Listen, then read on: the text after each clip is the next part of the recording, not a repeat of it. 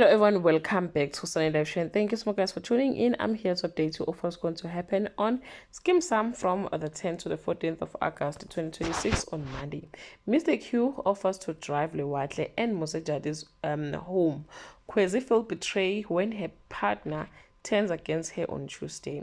Stanley's act of bravery leads to an unexpected consequences. Babeide struggled to let go of a high-profile case on Wednesday.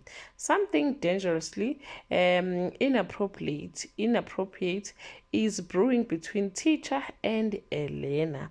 Nkosi put his foot down against Ukwezi on Thursday.